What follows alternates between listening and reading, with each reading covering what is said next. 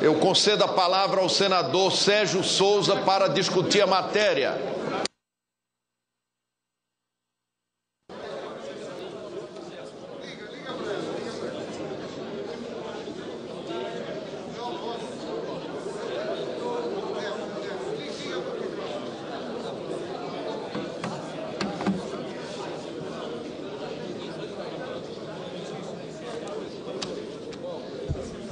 Senhor presidente, senhoras senadoras, senhores senadores, parece que, enfim, vamos começar a debater o Pacto Federativo. Estamos debatendo já há muito nas comissões, principalmente na Comissão de Assuntos Econômicos, a questão do ICMS, a alíquota única, também para criarmos as MPs, como a MP dos royalties, a MP que também trata do ICMS, cria fundo para a compensação das perdas do ICMS, uma discussão ainda bastante acirrada, e agora eu percebo aqui que é difícil nós chegarmos a um consenso. Mais de 10 emendas, até ontem, antes de ontem era 13 emendas, eu cheguei a preparar uma emenda também substitutiva ao projeto, ao relatório do senador Walter Pinheiro, mas desisti, porque muitas outras são parecidas e a gente começa a fazer as seguintes contas. Quantos estados vão perder, quantos estados vão ganhar, para ver se isso vai passar ou não vai passar no plenário do Senado Federal. Porque todos nós aqui, senhoras e senhores senadores, vamos defender os interesses dos nossos estados. Se não todos, com raras exceções.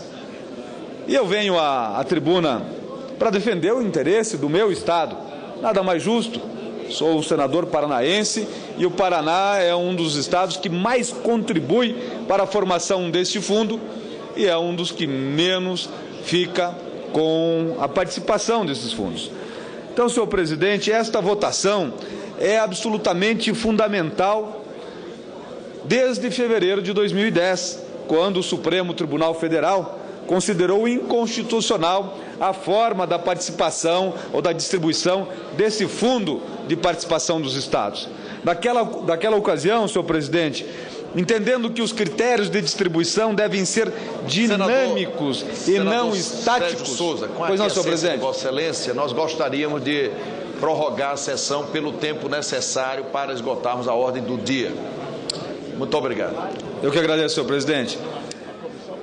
Então decidiu o Supremo que esta distribuição deve ser de forma dinâmica, porque as diferenças regionais, as diferenças entre estados, elas são mutantes.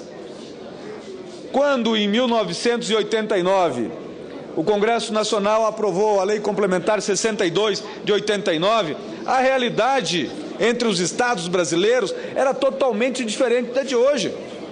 O Produto Interno Brasileiro passava de algumas dezenas de bilhões de dólares. Hoje nós já temos um PIB de quase 2 trilhões de dólares e distribuído de forma muito mais homogênea entre os estados. Estados do Nordeste, estados do Norte são muito mais desenvolvidos do que eram naquela época, ao tempo em que nós vemos estados do Sudeste e do Sul regredindo, porque há uma perda necessária da industrialização, porque a indústria vai para perto também do consumo. Estados do Nordeste têm um poder de consumo muito grande, principalmente pela inclusão social dos últimos anos. Então, votar esta alteração na forma de distribuição do Fundo de Participação dos Estados é extremamente essencial. Eu acho que já deveríamos ter feito isso no ano de 2010 ou 2012, senador Walter Pinheiro, porque naquele momento ainda não tínhamos aprovado o PPA. E eu concordo com Vossa Excelência que mexer nesse momento na arrecadação dos estados que estão planejados até 2015 é temerário, porque está planejado com a base dos recursos considerando a atual fórmula. Infelizmente, nós não conseguimos votar isso dentro do prazo estabelecido pelo Supremo, mas estamos votando agora. e vamos avançar, como vamos avançar também nos demais itens, nos demais tópicos que interessam aos estados do Brasil. Mas, senhoras e senhores senadores, as transferências a estados e municípios surgiram na Constituição de 1946, mas foi somente em 1965 que o FPE e o FPM foram criados na forma como existe hoje. Em 1966, o Código Tributário Nacional regulamentou os dois fundos, mantendo o critério de área e população, incluindo o inverso da renda per capita na definição do valor a ser distribuído a cada unidade federativa. Quando a Assembleia Nacional Constituinte foi instalada em 1988, o FPE recebia 14% do produto da arrecadação do imposto de renda e do imposto sobre produto industrializado, tendo evoluído na sua promulgação para 21,5% dos impostos já mencionados. O atual critério da distribuição do FPE, definido pela Lei Complementar 62 de 89, julgado inconstitucional pelo Supremo Tribunal Federal, determina que 85% dos recursos sejam transferidos aos estados das regiões Norte e Nordeste e Centro-Oeste, e o restante, 15%, aos estados do Sul e Sudeste, fixando os coeficientes de distribuição para cada estado. Os coeficientes foram fixados após negociação no CONFAS, porém deveriam ser transitórios, pois a própria lei determina que os novos critérios de rateio a vigorarem a partir de 1992 seriam estabelecidos por lei complementar e deveriam utilizar o censo de 1990. Tal lei, como sabemos, nunca foi editada.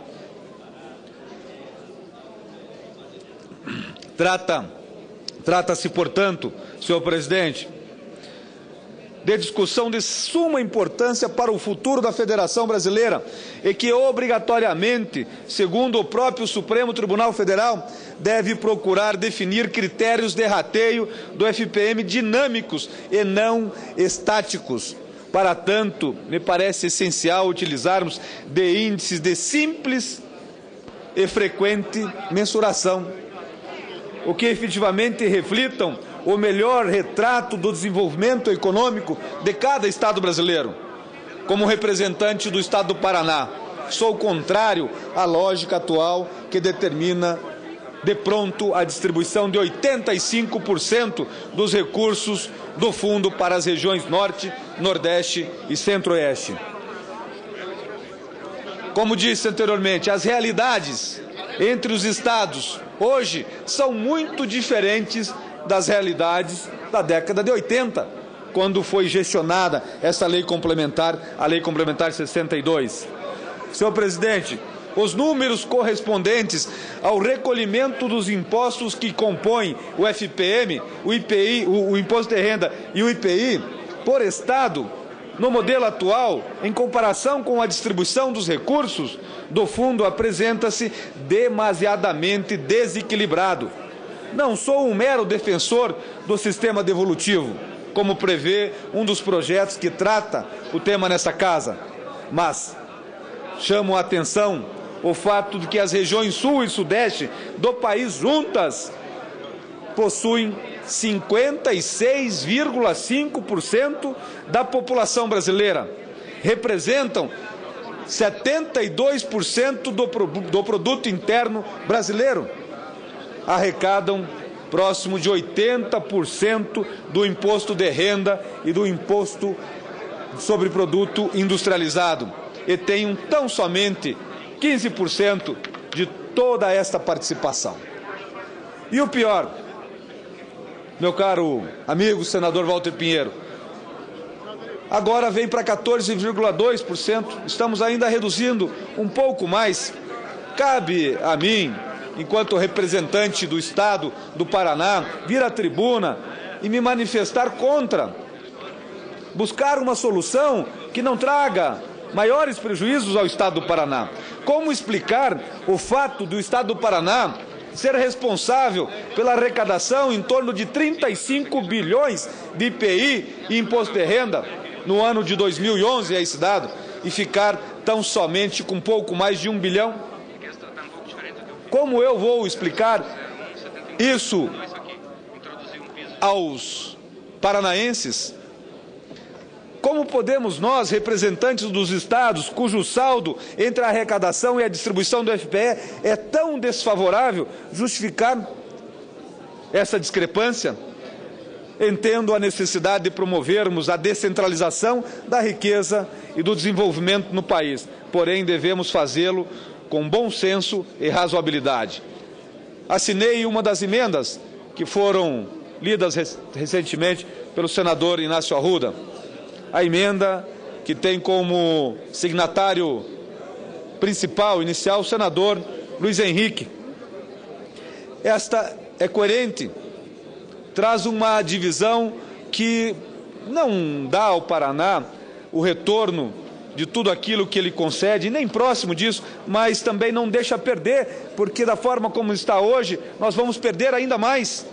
A emenda propõe a adoção da regra simples e transparente, considerar a área territorial, a população, ao inverso da renda per capita estadual, com variáveis para o cálculo, senhor presidente, dos coeficientes do Fundo de Participação dos Estados. Trata-se de um modelo originalmente definido pelo Código Tributário Nacional e posto em prática por considerável período, situação singular que eu recomendo como tecnicamente adequado e politicamente consistente, atributos necessários e suficientes para superar o impasse na definição dessa matéria. A emenda considera que quanto maior for a área geográfica no Estado, maior a dificuldade para promover a infraestrutura e alcançar os cidadãos. Senhor presidente, para encerrar, eu quero aqui dizer que nós precisamos fazer valer o desenvolvimento regional nesse país. Mas o desenvolvimento regional não tem que ser em macro-regiões, ela tem que ser dentro dos estados brasileiros. Há uma diferença de renda per capita, de distribuição de renda no interior dos estados brasileiros, sejam eles do norte, do nordeste, do centro-oeste, do sudeste ou do sul. Nós temos municípios no estado do Paraná, no estado de São Paulo, com índices de desenvolvimento humano parecidos com os piores índices do norte e do nordeste, que normalmente são do interior dos estados do nordeste. O desenvolvimento regional tem que ser também no interior dos estados. Não tenho dúvida de que os incentivos são, de certa forma, bons para o desenvolvimento regional, mas eles são concentrados nos grandes centros ou na região próximas ao litoral, próximas aos portos ou próximas aos grandes centros consumidores. Então, buscar o desenvolvimento regional é fazer uma distribuição, uma melhor distribuição desses recursos também no interior dos estados, como o estado do Paraná e também o estado de Santa Catarina, do Rio Grande do Sul, que tem problema, sim, de receitas e de distribuição de receitas. Senhor presidente, eu venho, então, para sustentar aqui que nós venhamos a aprovar a emenda que coloque uma distribuição conforme a renda familiar per capita, para, assim, termos uma melhor distribuição de renda a todos os estados brasileiros. Era o que tinha a dizer, senhor presidente. Muito obrigado.